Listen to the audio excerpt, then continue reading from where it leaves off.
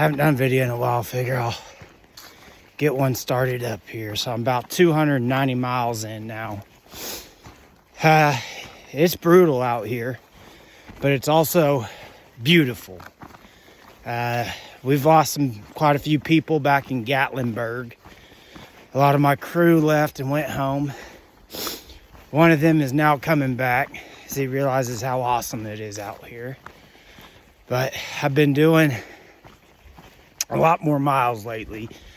Been pumping up to close to 15 a day. 12 is kind of a light day. And most I've done so far is 18. But I'm done with the Smokies. The Smokies were absolutely beautiful. They kicked my ass so bad. But it's some of the best views I've ever seen. I do understand why it's so visited, because apparently it's the most visited national park in the U.S. But I'm in either Tennessee or North Carolina. Kind of been flip-flopping back and forth for like the past month. No, not even a month. It's been 2 weeks.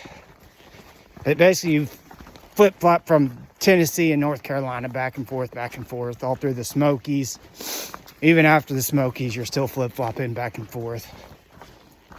What's crazy to me is how quick all the scenery changes.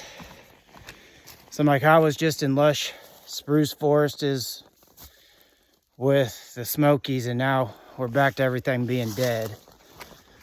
The ground's starting to pop, starting to get some flowers. Seeing a few more critters out here now.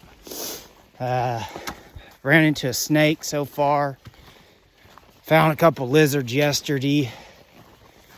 But it's awesome out here. I'm like, every day it's something new.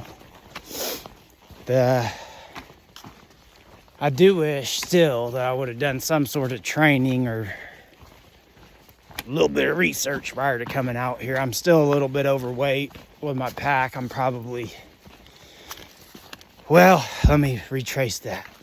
So I done run out of food right after the Smokies. I thought that I could resupply right after the Smokies. Turns out it was a 3-day after the Smokies before resupply. So I ran out of food. I ate. Everybody helped a brother out.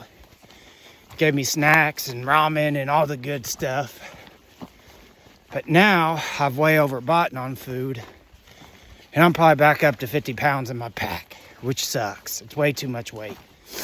Once again, most people are out here with 20 to 30 on the heavy end. And I'm an idiot out here with 50. But I ain't running out of food again. I ran out of water once, and that ain't happening again. So, as long as I learn from my mistakes, we'll be all right. But it is beautiful out here. I'm definitely starting to get my trail legs, or so they call them. It's to where 8 miles used to feel like a lot. Now it feels like a very easy day. 10 miles seems very reasonable. Once they start hitting me with the 18 to 20s, though, I'm like, oh, that don't sound as much fun. So I've lost all my group at this point. I'll probably catch up to them at some point. There's some behind me, some in front of me. I'm just going. I came out here to do this trip for myself, so I'm not going to kill myself to keep up with people. Nor am I going to take days off just to let people catch up. So, Old Fish is just cruising along at his own pace. Once I get to Pennsylvania and once it flattens out, I'll definitely stretch the miles. But we're still doing 3,000 foot elevation up and down. I don't want to do 20-mile days in this. Some people want to come out here and just run through this thing as fast as possible. That ain't me. I enjoy the camps. I enjoy going to the towns, meeting all the people. So I'm just doing my own thing as I started. I was with old famous Amos, and he took his new trail name yesterday, Woodchuck. But they're wanting to be in Pennsylvania on June 1st because they have a wedding. And that sounds like a lot of miles consistently that I just don't know I want to do, because I don't need to be in Pennsylvania on June 1st. So, quick update video. Here's where we're at.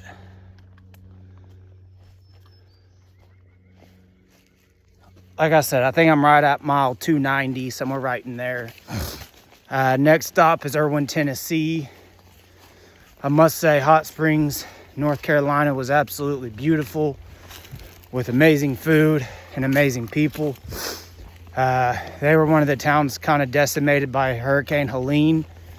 So it's kind of cool to see how much that community's already rebuilt.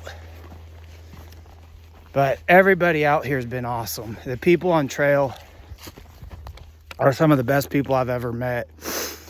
And just awesome people, willing to help whenever. Like I said, I was out of food. People I met that day were giving me food. And I woke up defeated. This is the one time I thought about leaving this trail. I woke up defeated, hungry, and knew I was out of food. So like I had a little bit. I knew that I'd be getting nutrients, but not enough to be happy. And anybody that knows me knows I'm the fattest, skinny kid you're ever gonna meet. So I was upset about food. Walked down 3 miles. Lo and behold, there's trail magic. Quarter-pound Costco hot dogs. I had about 3 of them things, probably 10 cookies, orange, apple, had me a soda, and that rejuvenated me. It got me checked back in mentally, because I was starting to check out with no food. And now I'm 100% back in. I realize I'm probably too stubborn to quit this trail, even if I wanted to. So as long as I can keep food in my bag and food in my belly, I'm happy. You realize out here an appreciation for just the smallest stuff.